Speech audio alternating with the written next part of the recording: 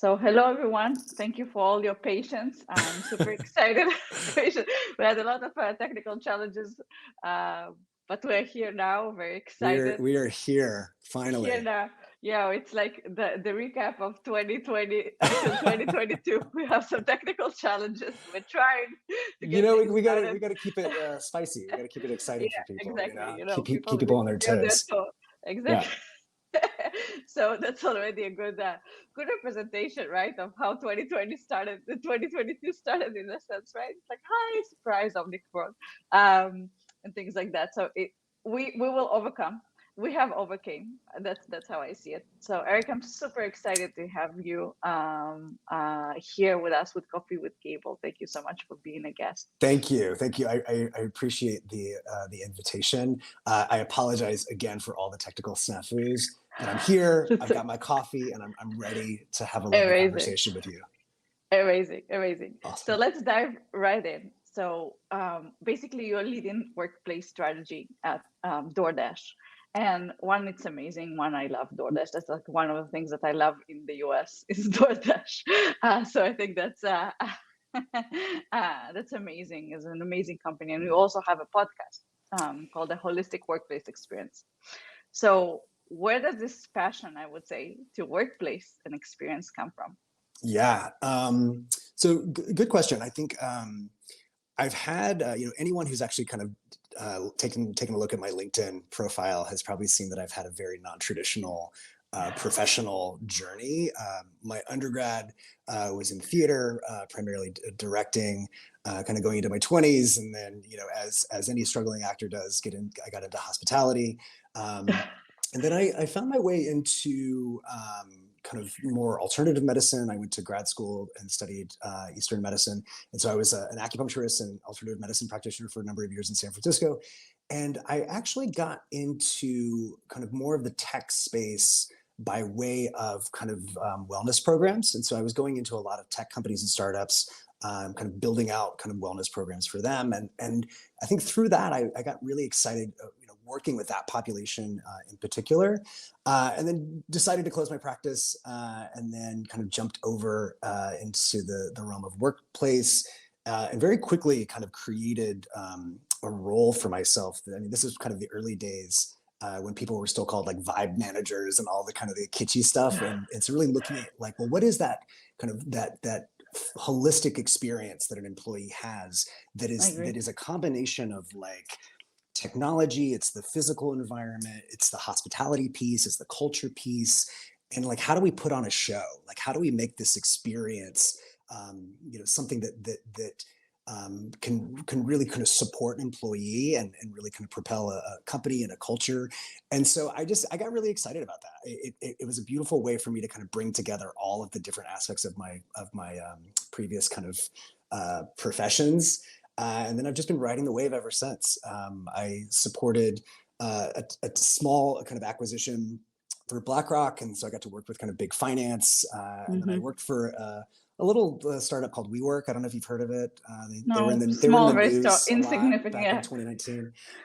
So I worked with WeWork with a lot of corporate clients, and then found my way supporting DoorDash. So happy to be here. Amazing. Yeah. I love untraditional backgrounds. I think that's the funnest people. So thank you for sharing that. And maybe if you can share a little bit about your role at DoorDash, like what are your responsibilities, and also how did they change during COVID? I would say, or for sure, formed in a sense, right? So, would love to hear about that. So our org, so I can kind of just walk through kind of the basic org structure. So real estate, construction, workplace, there's kind of three prongs. So we've got our kind of traditional real estate and construction, we have our workplace experience, kind of operations facilities, and then we have our security team, which is both physical and kind of security technology as well. Within these kind of three branches, we support not only the corporate spaces, but our industrial spaces as well. So kind of the ghost kitchens, dash marts, and whatnot. My role specifically is looking at our corporate spaces. So you asked kind of, how my role has evolved. So I was brought in September of 2020. And so this was still very much in the wake of kind of the triage that I think a lot of companies were doing, of just kind of being reactionary and trying to just kind of attend to people in the current state. My role particularly was looking at, well, what is our future state going to be? There was a few kind of construction projects that got put on hold because of kind of shelter in place and COVID. And so I was brought in to look at our San Francisco office and kind of pick those back up and get those going again. But the way I approached the work was really like, what was working before? What have we learned during this time of kind of forced, remote work, Mm-hmm. distributed work? And how can we like take all of these learnings and iterate and create something new? That very, very quickly evolved from just focusing on one floor in our San Francisco office to really looking at our entire global portfolio, which is super exciting and a little daunting as well. And really just trying to create some consistency in regards to some of the newer space that we were creating, trying to improve, some of the older spaces as well. A lot of our corporate offices, the two primary ones, San Francisco and Tempe, San Francisco was only open for 2 months before shelter in place happened. And so Wow. like, and the Tempe office just recently has had a soft opening. And so we haven't even fully like experienced these spaces in full capacity. And so my hope is that we're moving in a direction of more experimentation. Not to get ahead of myself here. I'm sure we'll kind of talk about that a little bit more. But yeah, that's how things have evolved. Amazing. And I think one of the things that you mentioned is like basically being reactive, but it seems to me like now it's more proactive in that sense. Like, how do you actually create this type of workplace? So I'm wondering, like, what do you see this in a sense of like, what is the ideal workplace? So how have you seen the workplace evolve for Mm, DoorDash and in general with your experience in the community? yeah. Good question. I'll speak more broadly. Um, I think that during this time kind of away from the built environment, just kind of like, any relationship where you take a little bit of a temporary break and you kind of have a little bit of space to kind of think about, well, what is my Yeah. nature of this relationship and, what's working, what's not working. I think that during this time of forced kind of distance, we've all for better or worse, I think that the curtain has been pulled back and it has revealed, some of the myths around the built environment of what it was doing for us, what it was not doing in regards to kind of culture and productivity. And so my hope is that like every company is doing a little bit of soul searching and really kind of Mm-hmm. looking internally, and as opposed to like seeing what everybody else is doing, like I think we should be asking ourselves. I think companies should be looking inwards and figuring out, well, what do our people need? And I think that across, a portfolio, I mean, the New York team is going to need something different than San Francisco versus, Tempe. Like, and so I think that you've got to allow for the kind of the local flavors and those nuances to the teams and also the geography and kind of the surrounding environment and whatnot. So there isn't necessarily kind of a one size fits all approach. I think I answered your question, maybe, but Yes, yeah, I think that the key thing that you mentioned is like there is no one size fits all. And I think that's yeah, something that we also see a lot with the companies that we partner with, that they really understand that, one office that looks the same or anything like that, or wherever hmm, you are, it's not really the solution that fits anymore. And you yeah, mentioned like the soul searching in terms of what an actual office, or how do you construct an office, and the relationship, I would say, between an employee and their workplace hmm, is a bit different, I would say. yeah, So I'm and wondering like and what were, yeah, well, please. also, I just want to tag on that. You just gave me a thought. It's just even within that, what we left is not going to be the same. It should not be the same to what we go back to. And also what we go back to is going to have to evolve as we kind of, get back into spaces and kind of figure out and start to test and experiment and learn. And so, even in the context of one specific space, we should still be open to this idea of kind of perpetual data is the way I've been kind of framing it internally. It's like, like any product, we're going to release it, we're going to experiment, we're going to get some feedback, and we're going to iterate. And I think that our spaces need to be like that as well. But yeah, you I were going to love say? it. I love it. I think that actually brings me to my follow-up question in terms of challenges that you had, in terms of one, and then I would say identifying how do you want to structure your strategy, your workplaces, and also implementation of that. I think it will be super important to all of our viewers and in general for companies that are being built, like what are the challenges that DoorDash as a company has faced in creating something like that, but also how did you overcome that in your role, which was basically figuring out a new normal, right? Yeah, yeah. Well, first I'll say I cringe every time I hear the word, like the phrase "new normal." It really just it's like Ah, nails on a chalkboard for me. sorry. It's okay, but yeah, I think that the biggest challenge now, or has been, um, is that there's so much going on in the world. I mean, there's still a pandemic going on, and I think that like, it's it would be ridiculous to kind of assume otherwise. And there's only so much that we can really do in the context of this ever changing uncertainty that we're all collectively having to go through. And so, I want to remind people to kind of like be a little patient with yourself and be a little gentle with yourself, because I think we're all trying to figure it out, and no one has the answers, and there is not a clear path and a kind of roadmap. And I think that, like, I think communication is something that I am really trying to focus on, especially this year, to make sure, like, well, how are we communicating? What is being documented? What is being shared? Are we on the same? Like, we really, really need to be over communicating more, just to make sure that we're all kind of on the same page. And the other thing too is I think for DoorDash, we've been very kind of conservative with our approach, and just wanting to be very, very thoughtful. And I think kind of trying to kind of figure out, since we've announced that we are going to be a hybrid company, I think that is still a big, question mark as we kind of experiment and kind of figure out what works for us as a company and our teams.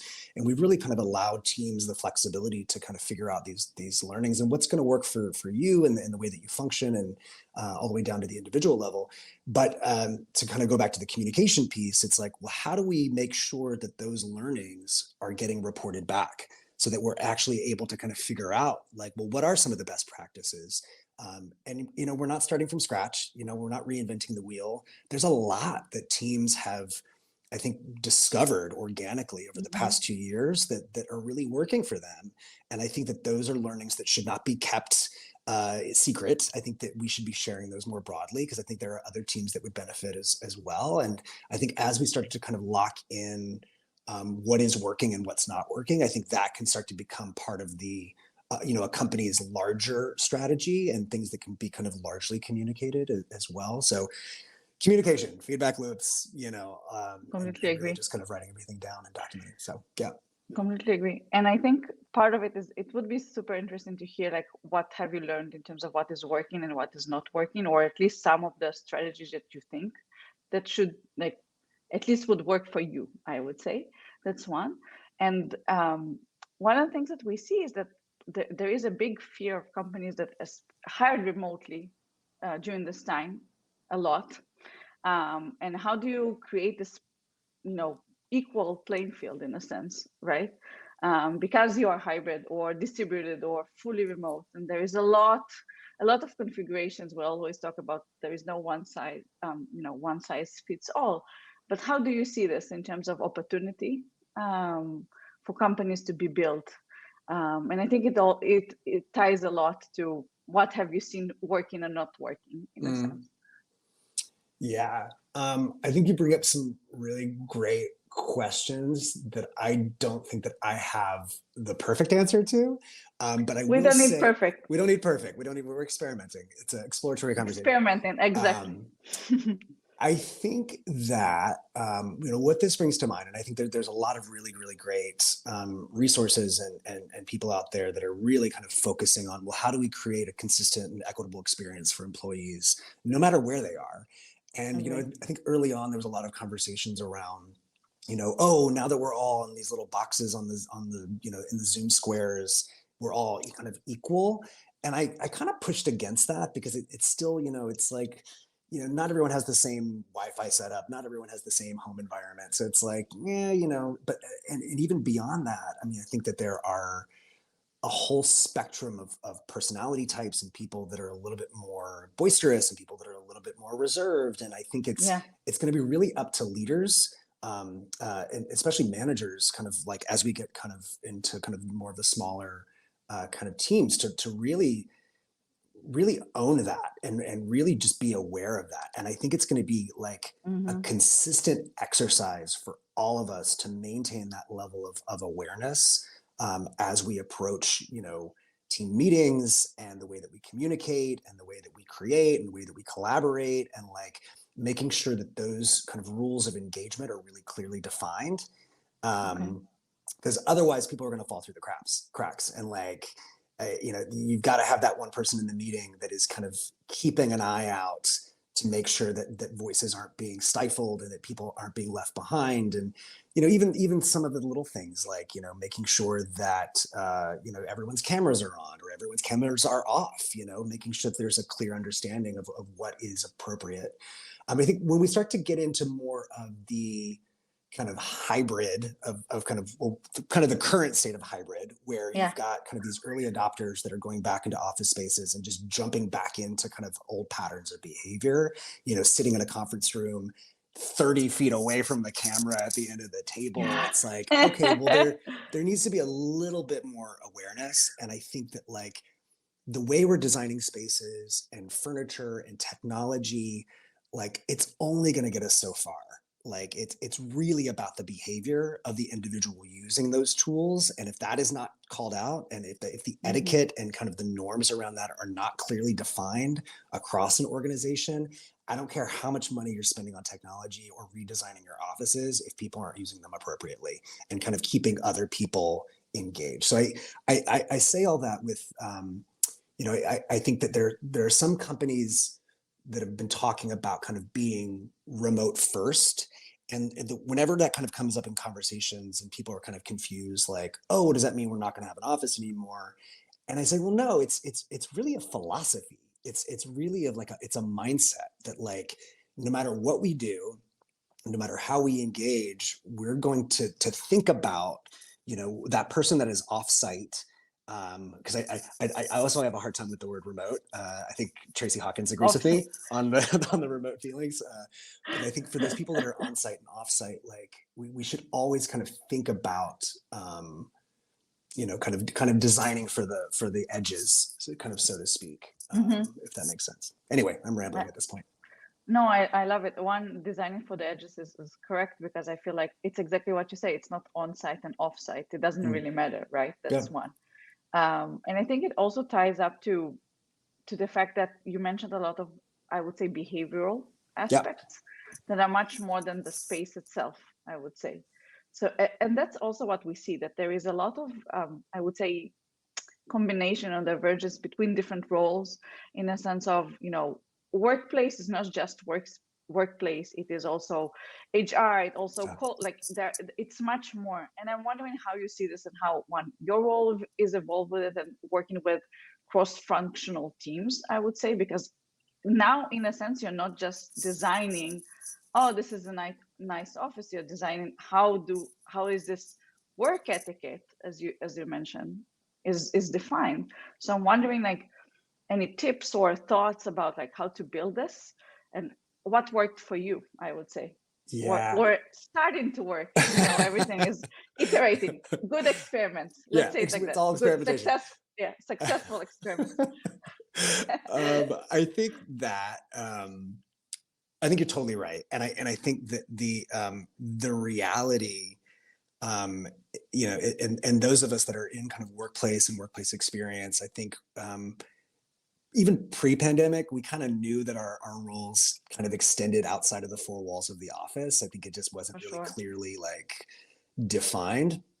And I remember just kind of, I think it was like early last year, there was a few conversations that I was in that there was definitely an educational opportunity with some of our kind of internal stakeholders and some of our people partners to really kind of clarify that, like, hey, the role of workplace can be so much more than just the four walls. And like what you're talking about in regards to how teams function, if we talk about kind of, people relocating and remote exception and just kind of how we're going to operate on a business level, like there are ways in which we can support that, and there are ways that like what we're creating can enhance or amplify those things both inside and outside of the office as well.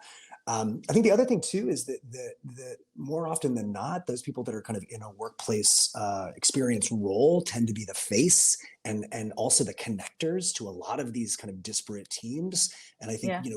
especially when you start talking about IT and AV and security and HR and benefits and like all of the different aspects of that kind of workplace, ecosystem, I think that those of us in workplace have an opportunity to really be the ones facilitating and connecting and kind of bridging the divide and really being the connective tissue in a lot of ways, because we're seeing it through that very human-centric lens. Like we are very much thinking about what is happening at the epicenter of all that. Because if I'm an end user, if I'm an employee, like I don't care who's doing what. I have one I just unified experience. Like this is I me agree. as an employee in a given day, which could, there could be like 10, 15 different teams that have an impact on my day, but all I'm thinking about is my own personal journey.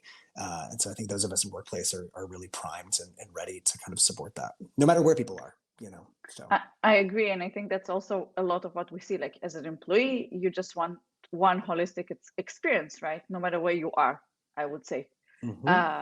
I think it's part of it is like, and I'm wondering how you're dealing with this in a sense. Like we get a lot of people, we talk with a lot of like people operations, director Yep. of workplace, and they are now at the epicenter, very similar to what you're describing of workplace and people, but also creating a holistic experience in a sense, right? Yeah. Or just from the employee perspective, right?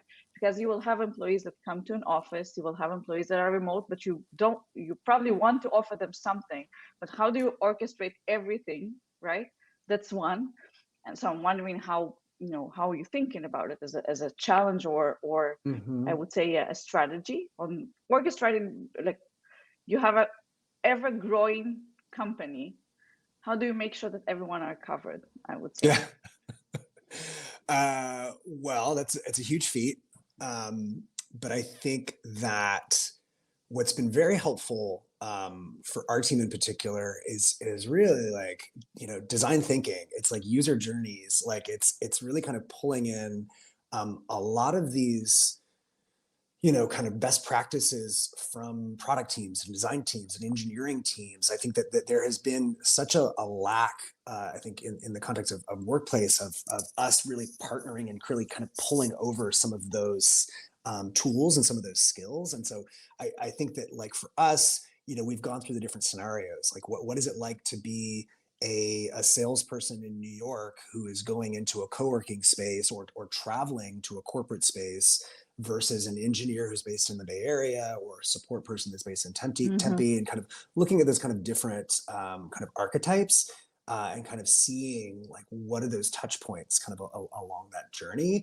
But I think for a company that has grown in the way that we have, it's like we can do our best to kind of figure out those different users, but I think that there is such a it really, really runs the gamut. I mean, I think when you think about kind of different personality types and different, lifestyles and certain environmental factors and personal factors it's going to be hard to kind of capture them all. But I think kind of if you can kind of get the main buckets and then create an opportunity for feedback. So one little thing we did that we implemented last summer, especially for these early adopters that were coming in during this Mm-hmm. voluntary phase, is a post-visit experience survey. So it's just a 5-question survey. You get an email link at the end of the day, and it was really like, hey, why'd you come in? What did what was working? What wasn't working? How can we make it better next time? And I think just starting to capture these like real-time data points was really, really helpful. And we were seeing such a swath of like different user types. And when everybody was talking about, well, people are only going to come to the office to collaborate, that's the only reason why they're coming back in, we're not going to do individual work here, we were seeing the reverse of that. We were seeing a lot of people that Nice. were coming in for individual focus work because they were like, I cannot work in my house anymore, like it's too crowded, I've got roommates, I've got kids, like I need to change of perspective. And so I think that it was a great opportunity to kind of see and kind of like distill some of those or kind of break up some of those myths or those assumptions that we had.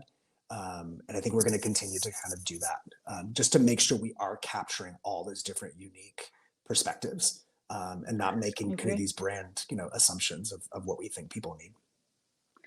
I love it. I think that what people say in a survey, as opposed to what you actually see on the ground, may be extremely different in that sense. And it's another reason why we chose to do this on a daily basis or a per visit basis, because I wanted like real time, we all know that experience of going into a restaurant or going in and having that visceral, like, oh, it was, this thing didn't work for me today, as opposed to doing like a quarterly survey, which still has value, but like we're not going to get that same kind of resonance, I think, in the response, or feedback is not going to be as like raw and visceral, which is what I wanted. Yeah. How do you really feel? How do you really feel? Yeah. Yeah, you remember it 100%. I completely agree. And I'm wondering, like, based on that, I think it all relates to the fact that it's much more focused on the human-centric experience, as you said. And did you, with those experiences, were you able to like identify different types and different needs based on that? Like for example, you mentioned like salesperson in New York. What have you identified that these types of people need, as opposed to the engineer in the Bay Area? I would say, did you see any patterns or things that now you're working towards to normalize, standardizing in a sense? Yeah, 100%. So something that I began working on when I first kind of came in the context of kind of designing our spaces, is I was doing a lot of like research and reading into kind of neurodiversity, and really kind of allowing for kind of different space types, based upon kind of function, but even like, some people need more auditory privacy. Like I get very distracted. Like if I go to a coffee shop, I love that buzz and energy, but I'm not going to get any work done. Like it's just too chaotic. And I think you'll we can just all be agree with the buzz. Yeah, and I think the future state is all about choice and flexibility and autonomy, and really kind of empowering people to kind of choose what's going to work best for them, and have us not kind of dictate what we think is going to be right for them.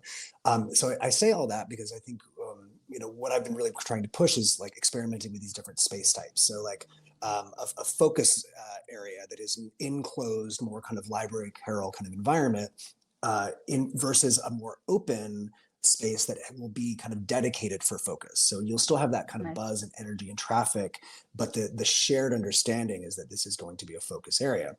So I say all that because what we're seeing, in addition to individuals coming in for focus work, we're seeing these very intentional team on-sites that are happening. Yeah. And so I think those are going to continue to be more and more so. And I actually kind of predicted that back like early 2020, that like our offices should be more like convention centers, and that they should be set up for very specific use cases and time boxed in a certain way. And then once that team leaves, then we set it up for the next team.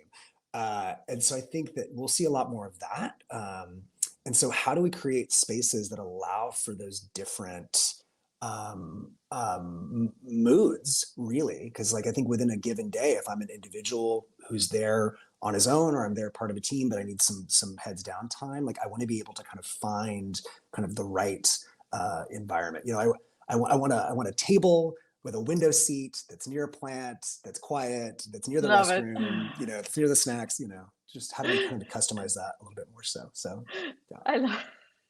I love this. Please, I want the aisle. I want the window. Please invite me. Yeah. I love it. Final question. Yeah. What do you see as the biggest myth in future of work?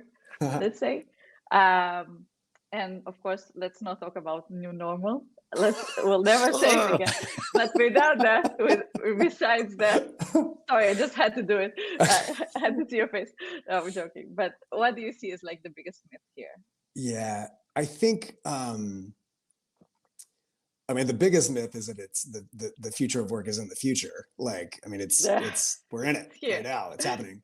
I think that along those lines, I think there's this idea that it is kind of off in the distance, and then magically one day it's going to be here. Like we'll be there, we'll arrive to the future. And I think that kind of the rigidity that kind of goes along with that, and the specificity that it's going to be one way. Like honestly, I got so tired towards like the middle end of last year because I just felt like it was all the same headlines, the same conversations, the same topics. And I was just kind of like, I mean, I kind of took a pause on my podcast because I was like, I just need a break because like there's too many like grand declarations that are happening and like there's just too many unknowns. And I went to Work Tech here in San Francisco, and Adrienne Rowe from Raytheon Technology, she gave a presentation on kind of predictive analysis, and there was something that she said. She said that part of predicting the future is creating it, and I loved that, and I was like, that's brilliant. Like, it's in that realm of be the change you want to see in the world. But I think that we are at an opportunity where like the future's coming, but like we can shape it and we can create the future that we want, as opposed to just kind of sitting and waiting for the future to happen to us. So hopefully we'll be able to kind of do more experimentation and be a little bit more active and a little bit more involved in creating the future. So I completely agree. I love this sentence. I love this sentence. I will definitely use it. Yeah, for sure. Yeah. Eric, thank you so much. It was amazing. I enjoyed it so much. I'm glad we got over the technical snafus. We overcame. I loved it. We came out stronger. So that's the number one thing. Awesome. Well, thank you. I really appreciate the invite. Amazing. It was so great chatting with you. It's been a minute. And thank you to everyone who logged in and watched. Cool. But feel free to reach out on LinkedIn and stuff. Check out my podcast. And thank you again. It was really great chatting with you. It was good to see you too. It's been a while. So take care. Yes. Stay well. Bye-bye.